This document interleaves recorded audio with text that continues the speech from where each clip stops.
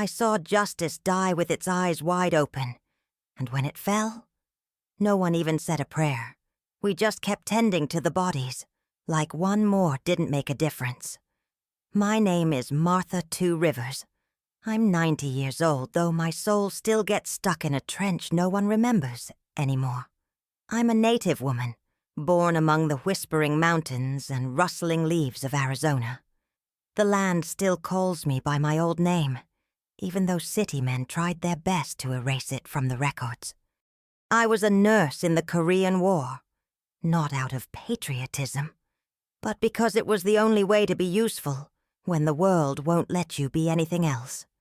Today I live alone in a small wooden trailer, parked at the edge of a forgotten reservation. The walls are thin, but they hold every whisper of what I saw and who I saw leave. Sometimes people ask why I never wrote a book, and I tell them, because the strongest stories aren't written. They're carried, like a scar in the spot where the bullet never hit, but the pain stayed. If you've made it this far, take a deep breath, darling. This isn't the kind of story you hear to sleep peacefully. It's the kind that reminds you why you wake up. Sit here with me, like you're on the porch with a grandma who's lost a lot but still has something left to say. And if this story touches your heart, even just a little, like this video, share it with someone who needs to hear it, and subscribe to this channel, because some stories deserve to be told, and some secrets deserve to finally rest. It rained mud, not water, mud. That heavy kind of rain that falls from the sky like even heaven's tired and wants to spit the earth's dirt right back at us. I remember standing with my boots buried up to the ankles in that muck, trying to drag a makeshift stretcher with one hand and keep the hood of my army poncho tight with the other. The medical post was a patched-up yellowed tent, reeking of dried pus, field fluids, bootleg alcohol, and blood. So much blood. The floor was just packed dirt. I always said it was the only place where the ground looked more wounded than the patients. Sometimes when I'd close my eyes for a few seconds, which wasn't often since sleep never lasted more than 20 minutes, I swore I could hear that ground scream beneath our feet, like it knew too much, like it had seen too much. I, Martha, was one of the few native nurses in that forward outpost. Hardly anyone said my full name. They called me Red River, or just Nurse. And I answered, because in war, you don't argue over identity. You fight to keep being useful. This story I'm about to tell you starts there, in that fabric shack in the middle of nowhere, among rows of bodies that didn't speak English, and American soldiers who didn't know how to listen either. We didn't just save lives. We saved whatever dignity was left in men who'd go home with pieces missing.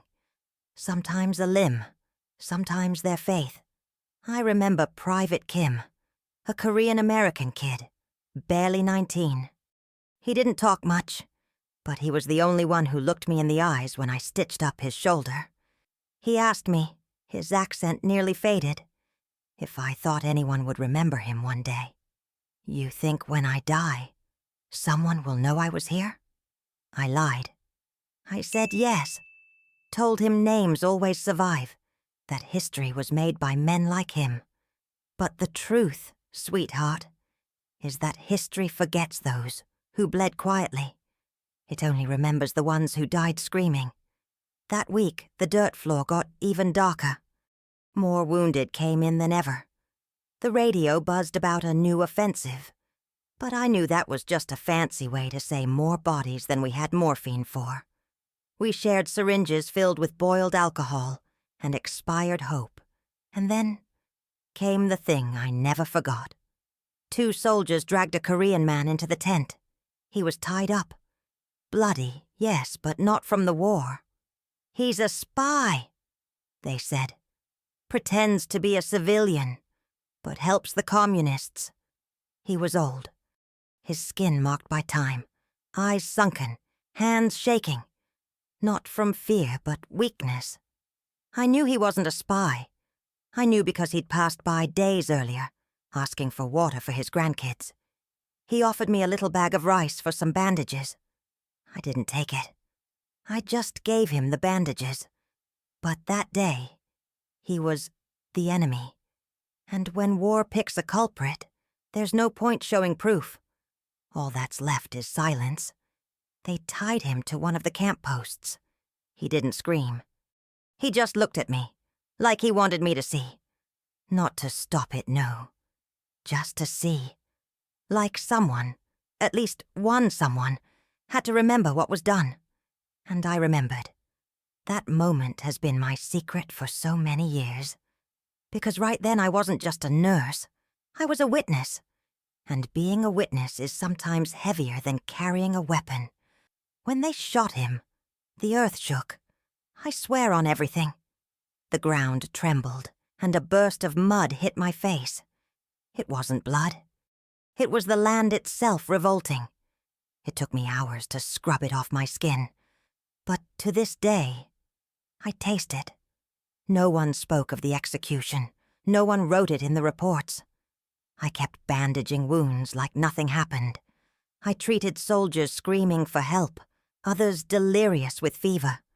But that man stayed.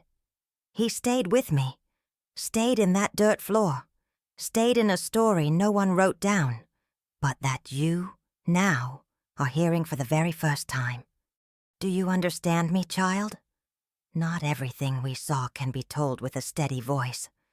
Sometimes the only way to honor a life is to remember it in silence and keep going. You know when the paper feels heavier than your hand? That's how it felt that night. I had just finished cleaning the instruments with cheap alcohol and hot water, and my hands were so dry, the skin stung just from touching the envelope. But even so, I wrote. The lantern's flame flickered like it was scared of what I was about to say. And maybe it had a reason, because what I wrote in that letter was a secret, one of those you bury deep in your soul, but that keeps begging to come out. The letter was for Private Kim's mother. Yes, that 19-year-old boy with steady eyes and a fragile soul. He was still alive that night, but it already felt like the world had given up on him. The bullet had pierced through his ribs, and the doctors knew his time wasn't being measured in days anymore, but in heartbeats. Dear Mrs. Kim, I wrote, and my hand trembled, because what right did I have to call her dear? I was just some unknown nurse in the wrong war, trying to save what politics had already condemned. In the letter, I told her son was brave, that he looked after the other soldiers, shared his rations, smiled even when his lungs screamed in pain. I said he talked about her all the time, even when he wasn't sure he'd ever see her again. I bent the truth a little, but they were good lies, the kind that holds a mother's heart for one more night. That story slipped through my fingers, because more than a farewell, it was my way of asking for forgiveness, for not being able to save him, for not doing more, for not screaming when he said he was cold. And all I did was cover his feet. The problem is, the letter was never sent. It stayed with me. I kept it inside my pocket Bible, tucked between the pages of Psalms where it says, "Though I walk through the valley of the shadow of death." And oh, how I walked, how I lived in that valley for years, with death whispering in my ear and life slipping through the seams of my uniform. The next day, Private Kim was gone. There was no ceremony, just a black bag, a number, and a silence that hurt more than weeping. I folded the letter carefully, wrote her name on the envelope in steady letters. But when it came time to ship out his belongings, I couldn't do it. War does that to you. Makes you hold on to things you shouldn't. Makes you bury words along with the bodies. And I kept that letter like someone holding on to a last thread of humanity. Because deep down, I wanted someone to know he mattered, that he was more than a number, more than just a casualty in a report. For years I thought about sending it. But what if she had died too? What if she believed her son had died in peace? And my letter only brought the pain back. Or worse, what if she had turned her back on him for enlisting? What if my words were the only kind ones he'd ever get, and I took them from her? That was my secret for decades. A piece of paper, a powerful story folded 4 times, hidden under a cross. But sometimes it's those little folds that keep us standing. That same week, another letter was burned. A fellow Lieutenant Arthur told me to burn anything unofficial. Orders from command, he said. Letters, journals, notes. Saps morale, he explained. And that's when I understood. War doesn't want memories. It wants silence. It wants obedience, not feeling. It wants to turn nurses into cogs in a machine. No memories, no names, no secrets. But I held on. I kept it as my way of saying no. No to that planned forgetting. No to the erasure of small kindnesses. No to a world that doesn't know what to do with a mother's unanswered grief. Sometimes on cold nights here in the trailer, I open that Bible and look at the envelope. I don't open the letter, not anymore. I know it by heart now. But I like remembering the handwriting, the weight of the paper, what it means to carry someone's story in your hands. And if one day someone finds that envelope after I'm gone, maybe they'll understand not every secret needs to be buried. Some just need time. Time to hurt, time to heal, time, finally, to be told. That letter, it wasn't just hers. It was mine, too. Have you ever noticed how a single button can hold a whole world? I'm not talking about those cheap plastic ones you see nowadays. I mean the old ones, the real ones, the kind a mother sewed on by hand before her son left home. Round, heavy buttons, sometimes wood, sometimes metal, with a slightly crooked hole, and the smell of home stitched into them. That day the rain had given us a break, and we almost felt uneasy not hearing the leaks dripping into buckets. It was like the sky was giving us a breath, just long enough to brace for the next downpour. I was on the overnight shift. It was always quieter, slower, more dangerous. Soldiers too wounded to scream, nurses too tired to pray. That's when they brought in the boy. Yes, I said boy. Couldn't have been older than 15, wearing a uniform way too big for him. Pants rolled at the ankle, jacket sliding off his shoulder, and the helmet, Lord, that helmet sagged down over his eyes. They said he was a reinforcement. Reinforcement of what? Of innocence? He'd been hit in the leg and the abdomen. But the part that broke me was how he clutched a button, so tightly the skin of his palm was starting to bruise around it. And even unconscious, he wouldn't let go. I knelt beside the stretcher, touched his hand. It was a coat button, dark blue, 4 holes, wood. There was still a bit of red thread, half frayed, clinging to it. And in that moment I thought, this button came from far away, from a place where he was still just somebody's boy. I tried to loosen it to treat his wound, but his wrist, it was like it whispered, "Don't take this. It's all I've got left." That moment, it stayed with me, not because of the death, which sadly had become background noise, but because of what it symbolized. The button, that invisible stitch between home and war. I'd seen everything as a nurse, ripped off rings, letters hidden in boots, tiny saint medals, but never a button.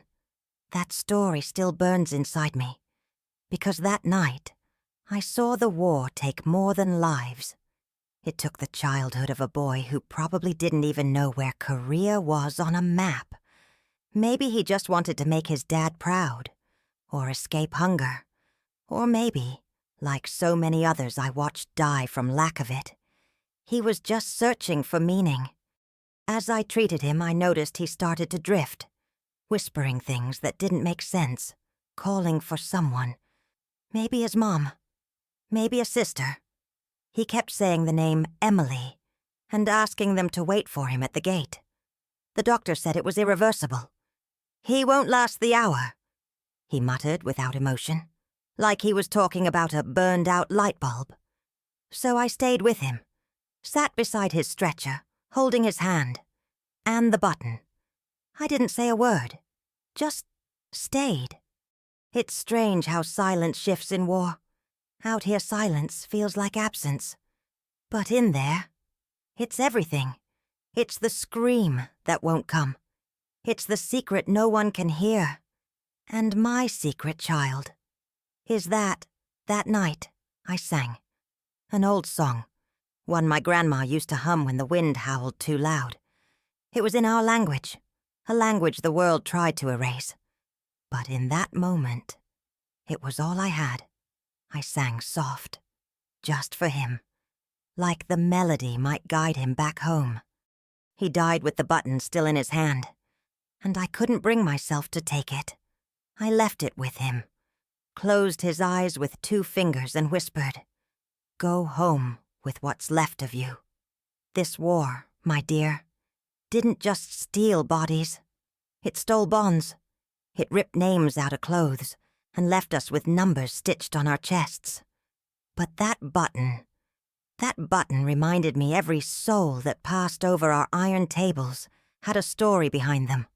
A mother who sewed, a home that waited, a secret that never arrived.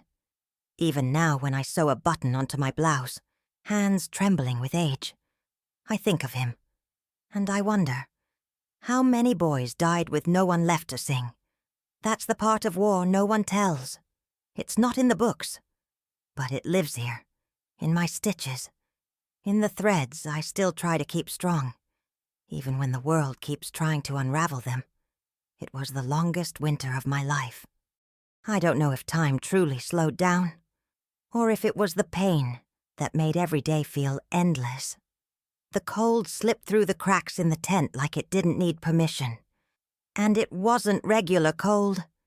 It was the kind that split your lips, made your bones creak in silence, and reminded you with every breath that you were far from home. That winter the war seemed to multiply, not just through bombs or bullets, but through absence. The absence of letters, the absence of news, the absence of hope. I used to wear a small copper medallion tied to a leather string, a gift from my grandmother, passed down through generations. I stopped holding it before bed, because I wasn't sleeping anymore, and even when I closed my eyes, it wasn't dreams that came. It was memory. I remember a young man named Davis. Big guy, strong, the kind you'd imagine nothing could break. But he came to me with a deep cut on his face and a look in his eyes like he'd lost his way. As I stitched his cheek, he asked, "Red, do you still believe in God?" I took a while to answer. Not because I lacked faith, but because I realized he wasn't asking for an answer. He just needed to know if there was anything left to hold on to, even if it was a beautiful lie. "I don't know," I said, and it was the first time I'd said it out loud. Until then, I'd held on to my faith, like I held a syringe, tightly, without thinking too much. But that winter, something inside me cracked. The story I carried in my chest wasn't made of heroics. It was made of doubts, of a patched-up faith sewn in a rush, like the torn uniforms of the soldiers. As a nurse, I saw everything up close. I saw boys pray before they died, and men curse the sky while they bled. I saw priests panic, and atheists die in peace. War doesn't follow rules when it comes to faith. It scrambles everything, turns the soul into a minefield. And there, in that colorless white winter, I realized my faith had turned into silence. It was no longer a prayer. It was a held breath. Sometimes, in the dead of night, I'd walk outside the tent to the makeshift fence that separated the medical post from the rest of the world. The ground froze my steps, and the wind pulled at my braids like it was trying to rip my very story from me. One night I stopped and looked up at the sky. It was as black as the soil beneath my boots. And I whispered, "If you're out there, why won't anyone answer?" And the only thing I heard was the ice cracking under my feet, like even God had lost his footing. I kept that moment to myself, because until the end of the war, I still held the medallion, pretending I believed, not for others, but for me, because sometimes pretending is what keeps you standing. It was a pretending that hurt, but it gave me purpose. Even so, I stopped praying over the patients. I started singing instead. Softly, in my native tongue, old hymns about earth, fire, and water, because the war had broken my faith in men and pulled me away from the altar's faith. But it didn't steal my faith in nature. It reminded me that everything passes, that even pain changes form. And it was that kind of faith that held me up, the belief that things come back, that even a lost button can be sewn on again, even if it's a different coat, that secret, that rupture I carried inside me. I never told anyone. Not the other nurses, not the nuns with their soft words, not the soldiers who asked me to pray. I'd just say, "You're gonna be okay," even when I knew they wouldn't. It was the best I had to give.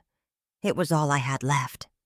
The winter lasted longer than it should have, and by the end of it, I wasn't the same. Not because of my worn-out clothes, not because of the deep shadows under my eyes, but because of my gaze. Because when faith shatters, the way you look at the world changes. It gets deeper, more alert, more tired, but also more honest. And this story I carry, made of silence, snow, and scar, taught me that faith isn't something we lose all at once. It breaks in fragments, and some of them we still carry in our pockets, not knowing why. Maybe it's for one day, far down the road, when everything's past, so we can remember where we stopped, and maybe find our way back. Some nights don't make a sound. They just arrive, settle slowly onto your shoulders, and stay there, heavy, still, like grief that doesn't know where to lie down. That night the world went quiet. No gunfire, no screams, no crying. Just the distant hum of a radio no soldier could quite tune. War does that too, you know. It gets you so used to the chaos that when silence comes, you're terrified. Because silence in war is never peace. It's the warning of something worse, a breath before the next wound. I was curled up in a corner of the tent, wrapped in a dirty blanket that smelled of disinfectant and abandonment. My braids still damp from the wash I managed to take in a makeshift basin. My feet freezing, and my heart colder than the canvas floor. It was my turn to rest. But that night, no one rested. Even sleep didn't dare come near us. The nurse on duty, Anna, came over and said, "They're coming." Just that. She didn't say who, or from where, or why. But in her eyes, there was fear. Not regular fear. That paralyzing dread. The kind that dries your throat and makes your mind flash through the faces you might never see again. I got up, tried to steady my legs.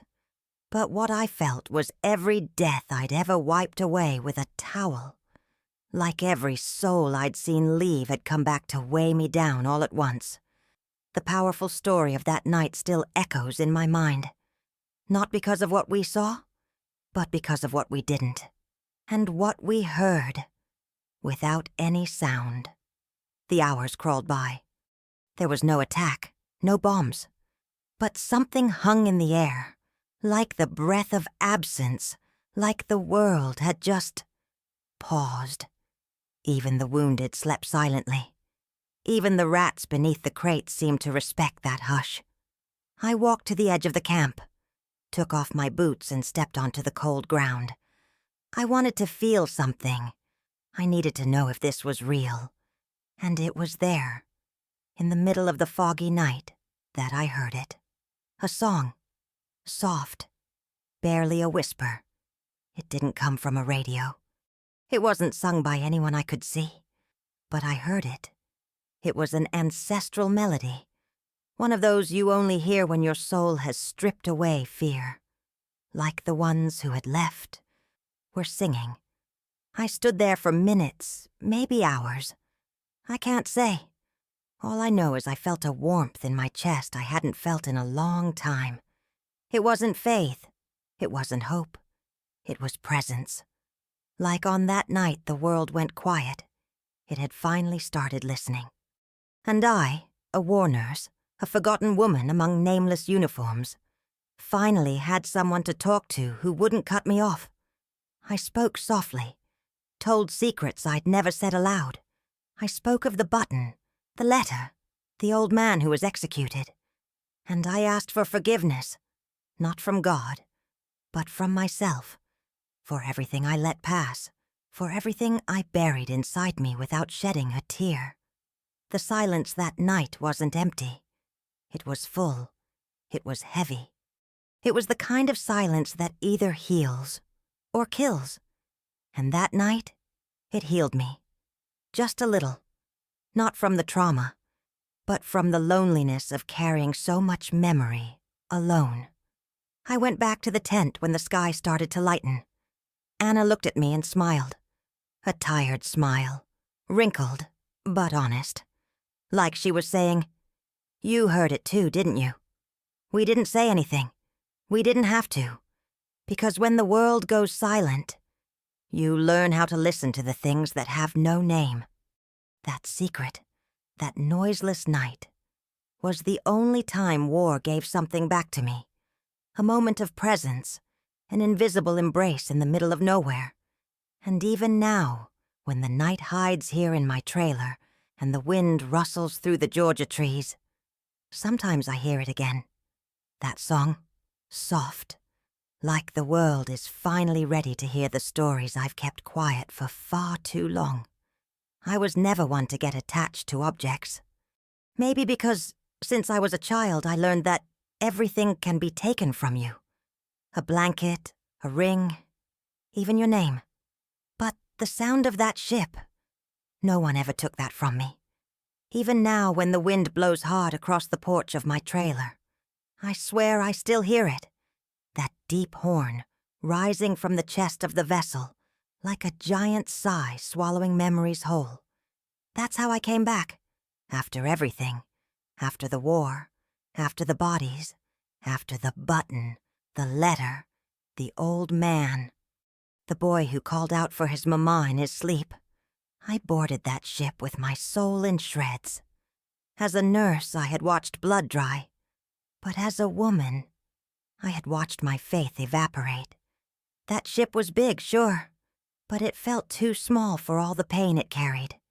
We were dozens of women packed together, some quietly crying, others staring blankly at the sea. Each of us had a powerful story etched into our skin, and a secret no one wanted to hear. I sat near the railing, hugging myself. It was cold, but it wasn't just the weather. It was absence, the lack of voices saying, "You survived, you made it." Because there was no victory, no celebration, just the silence that came back with me. I remember a woman beside me named Judith. She was from Ohio, lost 2 brothers in the war, and still served as a nurse for 3 years. She said that every time she closed her eyes, she saw the shoes of the soldiers. The ones who died lying down, the ones who tried to run, the ones who just shook. "I remember the shoes more than the faces, Martha," she whispered. And I understood, because I remembered the hands, the ones gripping buttons, the ones searching for rosaries, the ones reaching for help when it was already too late. The trip back lasted 13 days. 13 days at sea, with the sky and water blurring into a blue so beautiful it hurt. That beauty offended me. How could the world still be beautiful after everything we'd seen? One night I walked out alone to the deck, sat down on the wooden floor and stared at the horizon. I couldn't tell where the sea ended and the sky began, but I knew. My voice had disappeared somewhere out there. I didn't speak to anyone, not one full sentence, just short gestures, nods, sighs. It was like every word had stayed buried back there, with the souls that never returned. That ship didn't just carry our bodies home. It carried our silences. Each of us had one. Judith had the silence of the shoes, Anna the silence of burned letters, and me, the silence of the executed man, the boy with the button, the night without a sound. On the last morning aboard, as we watched the American coast rise on the horizon like a distant memory, I touched the copper medallion I'd hidden for so long. It was cold, just like everything inside me. And right then, I made myself a promise. You will stay silent. Yes, my dear. I made that promise. I promised I wouldn't tell, that I'd bury it all, that I'd return as if I'd just done any ordinary job. That was my secret, a silent vow to forget. But forgetting isn't the same as not feeling. It only changes the name of the pain. When we disembarked, there were photographers, officials, banners, flowers. But no one looked us in the eye. It was like they were saying, "Thanks for going. Now pretend you didn't see." And so we did. We pretended. For years. I went back to my town, settled into this trailer, tucked into the corner of the reservation, and let life roll by. But the ship stayed in me. Its rocking still visits me on nights when sleep won't come. Its horn still echoes when I close my eyes. This powerful story I carry isn't just mine. It belongs to all of us, to every nurse who came back with a suitcase full of memories no one asked for, and who, out of loyalty or fear, swore to stay silent. But silence speaks too. It shows in our wrinkles, in our slouched shoulders, in eyes that avoid remembering. And now, sitting here at 90, with the wind blowing across my porch in Georgia, I say, the ship didn't take everything. It brought something too. It brought who I am, and all the things I was never allowed to say. Some people live their whole lives without ever truly existing, and others get remembered for things they never actually did. I lived somewhere in between. I was called a hero by people who never saw me bleed, and invisible by those I shared the war with, the tent, the fear, the nights. Now, at 90, I look at a faded photograph of a group of women in uniform, war nurses, Red Cross armbands, forced smiles, fair skin, young faces. I'm not in that picture. Not because I arrived late, but because I was never invited to be in it. The truth, my dear, is that for a long time, I didn't officially exist. Even with my hands covered in scars, my eyes marked by endless nights, and my powerful story stitched into every patient I tried to save. My name wasn't on the lists. It wasn't in the reports. It wasn't mentioned in the thank you telegrams. "You're a volunteer, right?" That's what they told me when I asked for access to the officers' rest quarters. Volunteer. Like I was there on a whim. Like carrying bodies, cleaning blood, whispering to dying men was just a hobby. They never gave me a badge, no insignia, no ID. I was the Indian woman who helps, the one who knows about plants, the one who understands pain without needing to study it. They used me, and then erased me, like my silence was part of the uniform. I remember once an officer asked me to prepare compresses for a wounded general. I did everything exactly as instructed, He never even looked at me. Later, I overheard him say, "Thank God that blonde American nurse was on duty." He thought it had been someone else. The nurse, he thanked, didn't exist that night. But I did, with my braids tied back, my arms exhausted, and my heart tight in my chest. That's one of my deepest secrets. To have been, and not have been. To have lived through the whole war, without ever being recognized as part of it. I know I wasn't the only one. Judith, my companion on the ship, used to say a lot of names got swallowed by bureaucracy. But what hurt me most was knowing that my skin, my native blood, my origin, those were the reasons I was forgotten. Even among the other nurses there was silence. Polite, sure, but cold. I was always the one given the harshest tasks. Cleaning bodies, sorting through the dead men's things, pulling the worst night shifts. You're strong, right? As if ancestry made me immune to pain. But no one is immune to indifference. And war hurts more when the world pretends you were never there.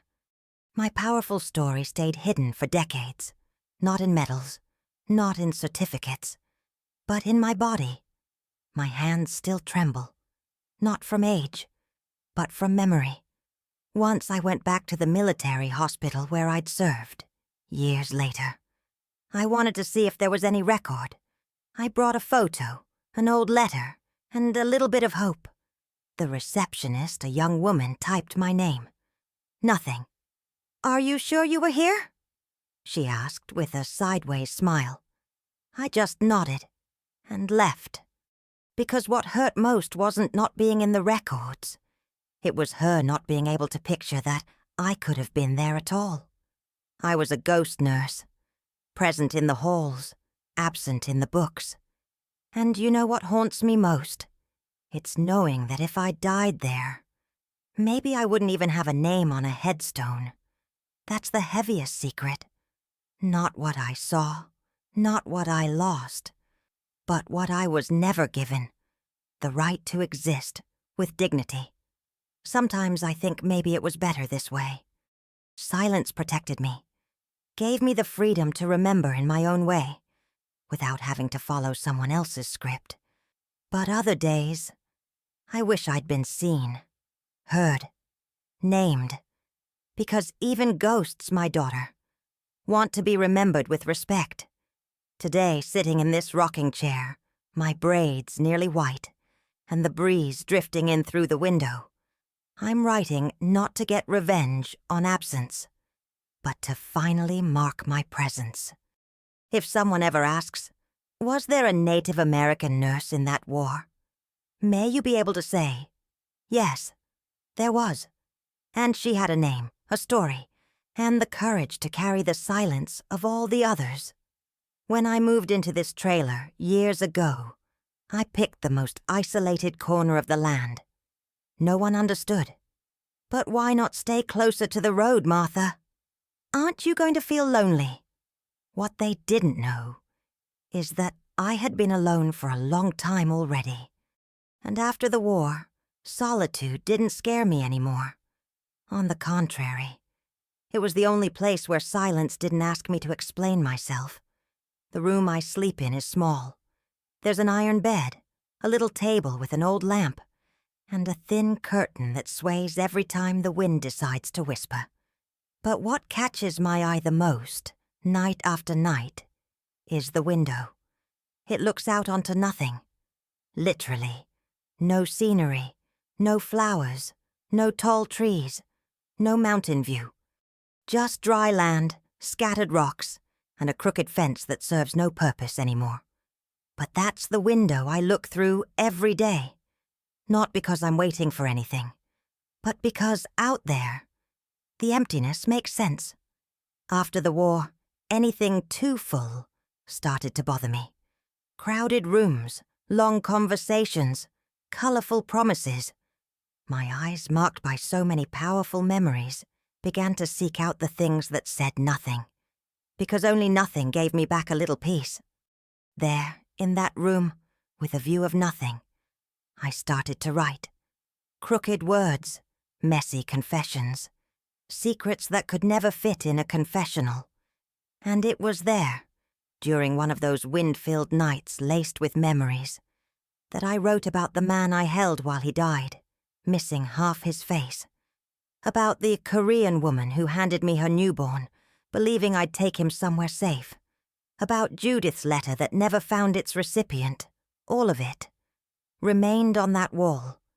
Not in frames. Not in photos. But stuck to the peeling paint, the bent nails left behind from things I never hung. My powerful story has no display case. It has a moldy wall, a sunken mattress, a cup ring on the nightstand, where I let my tea get colder than it should. And the view never changed. Still just nothing. But over time I realized that nothing reminded me of something. The field where the medical post used to be. That bare, colorless dirt where life and death fought for space. That was it.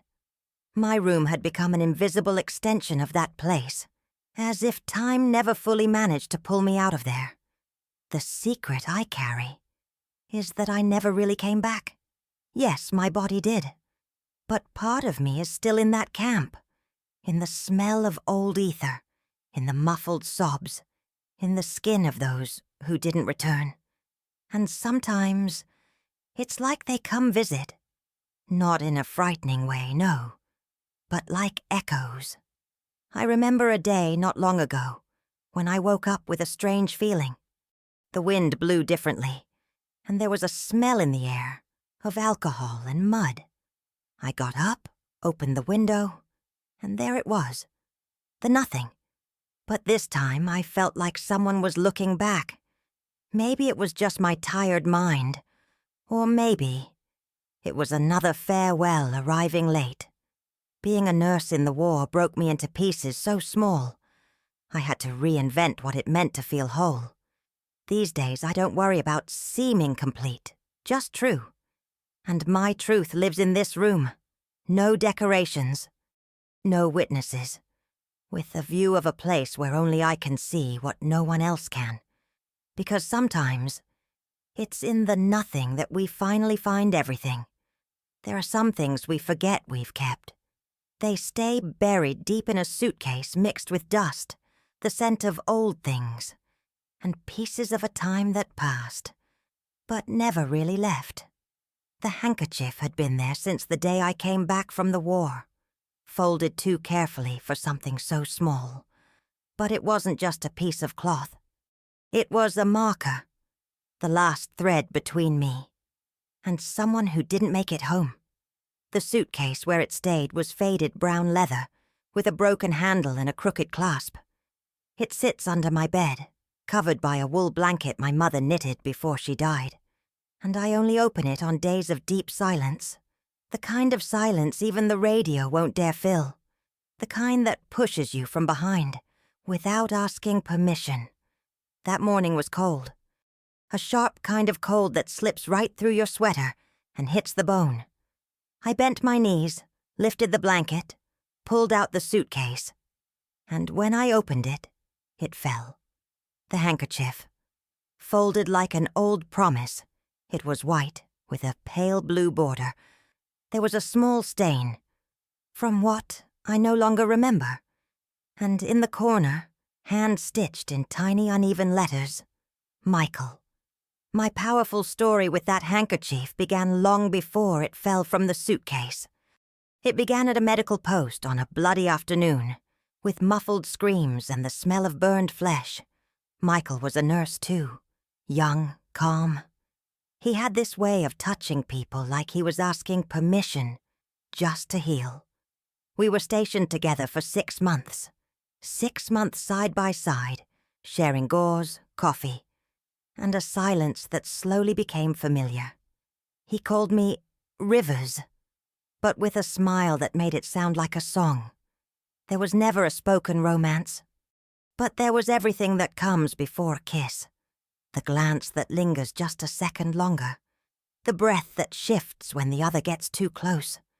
The quiet knowing that if the world were different, Maybe. Michael always carried a handkerchief in his pocket. Not out of vanity. He said it was all he had left from his grandmother, who'd passed just before he deployed. It was his charm, his anchor. One day there was an attack, an explosion near the post, gunfire, chaos. And in the middle of it, he ran to help a boy trapped under rubble. I yelled at him not to go, but he went. He was the kind who never left anyone behind. Hours later, when I made it to the site, he was already gone. Not taken by us. By the war. They found his body days later, burned beyond recognition. They identified him only through records and the handkerchief found a few feet away. They handed me the handkerchief like it was a late delivery. "Were you close to him?" they asked. I just nodded and kept it.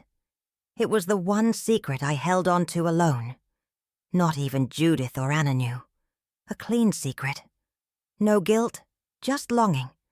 A silence that stretched out for decades. That day when it fell from the suitcase, I sat on the floor of my room, held the handkerchief like it still held warmth, and I cried. I cried like I hadn't cried since the ship, as if the fall of that cloth had unraveled everything I'd kept tied up inside. The view outside the window was still nothing, but in that moment, it felt like a space where he could exist. Quiet, smiling, hands in his pockets, the handkerchief over his heart. My whole life I've been a nurse, in the war, after the war, and even now, in some way, because caring became part of who I am. But no one ever cared for this piece of me, this love never spoken, this story that started and ended without ever really beginning. When I told Judith about the handkerchief years later, she said, "Maybe the truest kind of love is the one that doesn't need proof." And I understood. Michael didn't need to touch me to stay with me. Now the handkerchief sits on the table next to my bed, folded the same way, but visible, because some secrets age with us and deserve to come out of the suitcase, even if just for a night. And if someday someone finds that handkerchief, not knowing where it came from, not understanding what it means, let them at least know it was loved, even in silence, even for a short while, even hidden from history. For decades, it just sat there, on top of the darkened wooden dresser, between an empty picture frame and a faded tissue box.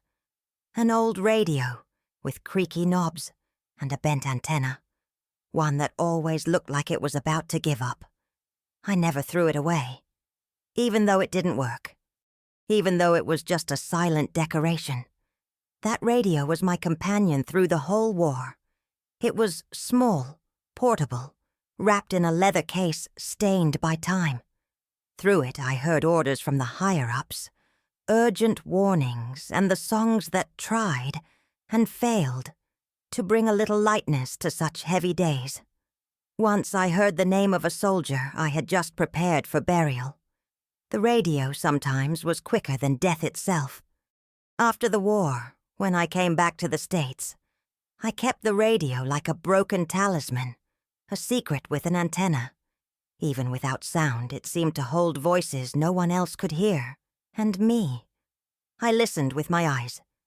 Every time I walked past it, I remembered. I remembered my powerful story as a war nurse. The days that radio screamed for help, for backup, for healing. And the days it just played a sad waltz while the world collapsed around us. But once the batteries ran out, I never tried to fix it. Maybe out of fear. Fear of what it might say. Or worse, what it might never say again. Until one strange morning, one of those where the sky wakes up colorless and even the birds seem late, the radio made a click. I hadn't even touched it on purpose. I'd bumped into it with my elbow while dusting the dresser. And then, a crackle. Soft, but unmistakable. I froze, held my breath, turned the frequency dial slowly, like unlocking a door that hadn't opened in years. and then I heard it. First static, then an old instrumental tune, and finally, a voice. The voice of a tired announcer, reading a poem. And in that moment, time stopped. Not because the radio worked again, but because I worked again. It was like that sound from the past had unlocked something inside me. A wound stitched up on the inside that now wanted to truly heal. I sat at the edge of the bed, feet touching the cold floor, and let the music play. It was a slow tune, no chorus. The kind you don't sing, you just feel. And I cried. Not a dramatic cry, but an old cry, held back, one that trickles down like a memory. My mind went straight to the field tent, to the dirt floor medical post, to the night I heard, through that very radio, that a convoy had been ambushed. The one Judith was on. She survived. But something in her died that day. The radio knew. It always knew. And maybe that's why I kept it around. Because some objects know us better than people ever do. My powerful story, silenced for so long, started to rearrange itself in the static. Like every frequency was a drawer being opened. The boy with the button, the executed man, the handkerchief with the embroidered name. And me, at the center of it all, trying to remember who I was before the war swallowed me whole. I stayed there for hours, not moving, barely blinking, afraid to lose the signal, letting the sound fill the room. That room with a view of nothing finally had a soundtrack. Later that day, I did something I hadn't done in ages. I wrote. I grabbed a yellowed sheet from an old notebook and began. Today, the radio came back to life. And I kept writing, like I was speaking to a distant friend. Maybe it was to myself. Or the part of me still stuck on the ship, in the tent, in the silence that the ship brought back with it. The secret I understand now is that I wasn't afraid of the broken radio. I was afraid of the voice it would bring back, the voice of the Martha I used to be, the nurse who never existed in official records, but who lived, bled, and healed, and who, finally, deserved to be heard. Since that day, I never turn the radio off, even when it's just static, even when there's no sound at all. Because now I know. The static is memory too. It's a voice. It's presence. And if someday you hear an old radio make noise for no reason, maybe that's all it is. Someone trying to be remembered. It hangs crooked. I know. Everyone who comes here, and there aren't many, notices. The photograph on the living room wall has never been straight, but I never fixed it. Maybe because it reminds me that some memories aren't meant to be perfectly aligned. The frame is simple. A dark wood, aged by time. The glass is cracked in the upper left corner, barely noticeable. Inside, a black and white image. A row of women standing in uniform. Nurses. Korean War. Some are smiling. Others just stare at the camera with a kind of rehearsed stiffness. And there, in the back, almost out of frame, is me. Half cut off, half invisible. Like I always was. That photo is the only official record I have of my presence in the war. And even then, it was never really about me. I wasn't asked to pose. I just happened to be passing by when the shutter clicked. The photographer didn't even see me. But the lens did. It caught my face turned to the side, like I was searching for something beyond the frame. And maybe I was. Maybe I was searching for meaning. Years later, I found a forgotten copy in a hospital archive and asked if I could keep it. "It's just a corner of the photo," they said. "You're barely in it." But I knew. I knew that tiny sliver was my quiet defiance. The silent proof that even erased I had been there. I hung the photograph on the wall in my living room, just above the shelf where I keep books no one reads anymore. And ever since, it's watched me. Or maybe the other way around. Every day I walk past it, and every day I wonder who the other women are. Some I recognize. Judith with her steady gaze, Anna with her hands in her pockets. But the others? Where are they now? Alive? Gone? Carrying their own secrets? The powerful story I lived with them never had a written ending. The war pulled us apart, time dissolved us, and memory faded like the photograph itself. Sometimes I sit on the couch, tea in hand, and stare at that picture. It's strange how something so small can hold so much silence. That piece of paper holds laughter never heard, muffled screams, averted glances, swallowed grief. And it holds my deepest secret. Because in that photo, I'm not just the woman cut off by the frame. I'm also the one who knew too much, who saw what she wasn't supposed to, who kept names, last words, and stories no one else dared to carry. I remember the night I considered taking the photo down. It was after a nightmare. I dreamed every woman in that picture turned their faces toward me, accusing. Why didn't you speak? Why were you silent for so long? Why did you let them forget us? I woke up breathless, turned on the light, looked at the photo. It was still crooked, silent. But this time, it seemed to be listening.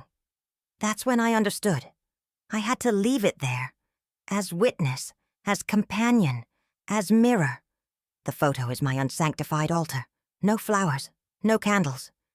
Just the weight of what was, and the presence of what still is.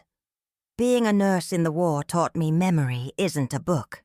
It's a cracked frame, with missing pieces, strange angles, and a center that often isn't us. But even so, it's ours. Today, when someone asks if I have memories of the war, I don't tell everything.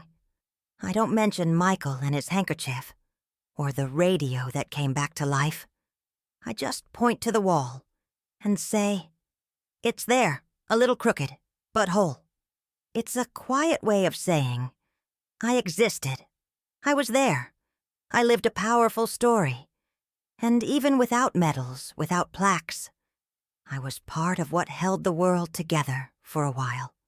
Maybe the greatest secret isn't what I kept in words, but what I revealed in silence, in that photo, in averted eyes, in a half-hidden presence. And if one day, after I'm gone, someone walks into this empty house, finds that photograph and asks, who was she? Let them answer. She was the woman at the edge of the frame, the one who barely appeared, but who saw everything and held what no one else dared to hold. You know, my dear, people sometimes ask if I regret not telling everything sooner, if I would have done it differently, if I should have shouted, demanded recognition, banged on the doors of those who erased me.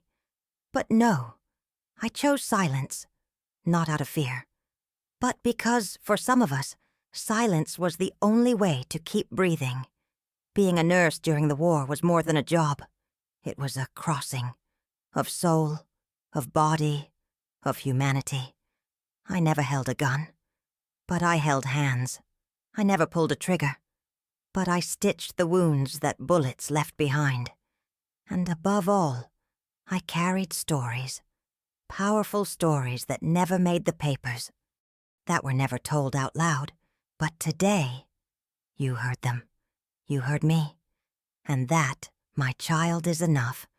Because sometimes, all a woman like me needs is to know her life wasn't lived in vain, that her secret wasn't buried with her, that even with a crooked photo, a faded handkerchief, a crackling radio, someone listened, someone felt it, someone kept it. The world forgets us easily. The quiet women, the ones who cared, the ones who endured, the ones who said, you're going to be okay, with a voice shaking inside.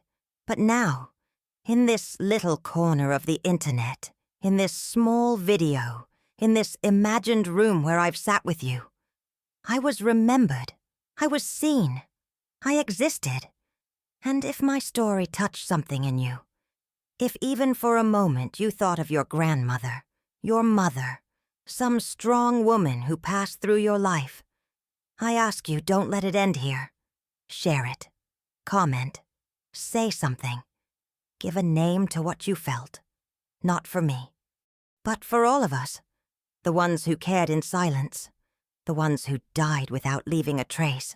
The ones who loved without being loved back. The ones who came back from the war and sat in rooms with views of nothing, waiting for someone to finally listen.